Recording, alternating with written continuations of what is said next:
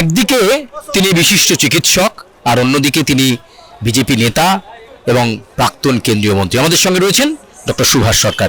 সুভাষবাবু, আপনাকে স্বাগত জানাই আর প্লাস নিউজে। আজকের এই যে ডক্টর স্মিথ কেন্দ্রীয় স্বাস্থ্যমন্ত্রী কি বার্তা দিলেন? অনেক চিকিৎসক এসেছিল দেখলাম। আজকে এই শীতের সন্ধে দেখলেন তো, পুরো হল একেবারে কানায় কানায় পূর্ণ হয়ে উপচে পড়েছে। মানে একেবারে পিনপতন, নিস্তব্ধতা, এবং শেষ পর্যন্ত সবাই থেকেছেন, একজনও বেরিয়ে যাননি। এর অর্থ হলো যে সবাই ভারত সরকারের স্বাস্থ্যমন্ত্রীর কথা শোনার জন্য আপ্লুত, একেবারে আকাঙ্ক্ষিত হয়ে বসেছেন। আর সেখানে উনি বললেন যে ভারতবর্ষ স্বাস্থ্যের দিক থেকে বিভিন্ন ইন্ডিকেটরে কত উন্নয়ন করেছে, এবং সেই তুলনায় পশ্চিমবঙ্গে আজও ম্যাটারনাল মর্টালিটি রেট ন্যাশনাল লেভেলের কাছে যেতে পারেনি। তার থেকে ম্যাটারনাল মর্টালিটি রেট এখানে অনেক বেশি। আর এর সঙ্গে সঙ্গে আরেকটা বড় কথা, যে আয়ুষ্মান ভারতের মতো যোজনা, যে যোজনাতে সারা ভারতবর্ষ ব্যাপী মানে কোথাও 60 কোটি, কোথাও 40 কোটি মানুষ উপকৃত হয়েছে, সেখানে এই পশ্চিমবঙ্গের মানুষেরা আয়ুষ্মান ভারত যোজনার লাভ পাচ্ছে না।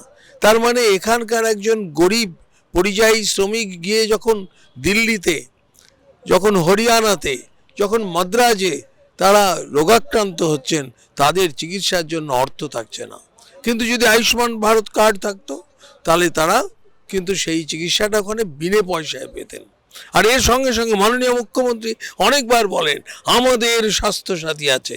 আমি বলছি আমাদের স্বাস্থ্যসাথী, সেই স্বাস্থ্যসাথীর প্রিমিয়ামটাকেও তো আমাদের ট্যাক্সের টাকায় তো ভরতে হয়। তো যদি আয়ুষ্মান ভারত যোজনাটা নেওয়া হতো, তাহলে ওই যে টাকা, ওই যে প্রিমিয়ামের টাকা, তার 60% টাকা তো ভারত সরকার দিত। তাহলে ওই 60% টাকা দিয়ে পশ্চিমবঙ্গের মানুষের উন্নয়ন হতো।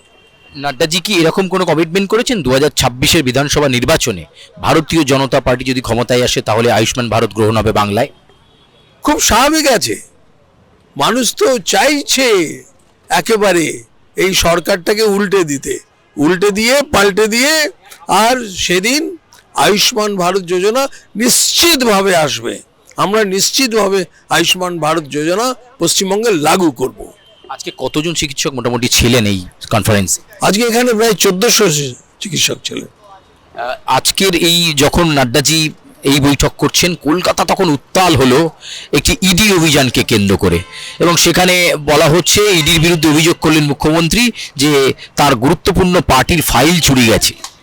মুখ্যমন্ত্রী যখনই তার কোনো দুষ্কর্ম ফাঁস হয়ে যায়, তখনই কিন্তু উনি হয় রাস্তায় বসে পড়েন, রাজীব কুমারের জন্য বসে পড়েছিলেন।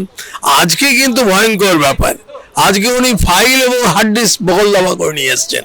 তার মানে ওই ফাইল আর হার্ড ডিস্কের মধ্যে ওনার প্রাণভোমরা লুকিয়ে আছে। ইডি তো গেছে কোল স্ক্যামের তদন্ত করতে, সেখানে কোল স্ক্যামেও তাহলে উনি জড়িয়ে আছেন, এটাই মানুষ ভাবছে, পশ্চিমবঙ্গের মানুষ। আপনাকে অনেক ধন্যবাদ। আমরা কথা বলছিলাম সুভাষ সরকারের সঙ্গে, এবং তিনি আজকের এই যে ডাক্তারদের সঙ্গে সাক্ষাৎ, সেখানে জেপি নাড্ডা কি বার্তা দিলেন, আয়ুষ্মান ভারতের মতো প্রকল্পকে গ্রহণ করবে বাংলা একদিন বিধানসভা নির্বাচনে বিজেপি ক্ষমতায় এলে, এবং সেই সঙ্গে এই যে স্বাস্থ্য ব্যবস্থা তা নিয়েও কিন্তু উষ্মা প্রকাশ করেছেন কেন্দ্রীয় স্বাস্থ্যমন্ত্রী তথা বিজেপির কেন্দ্রীয় নেতা জেপি নাড্ডা। ক্যামেরা প্রসেনজিতের সঙ্গে সুচারু, আর প্লাস নিউজ।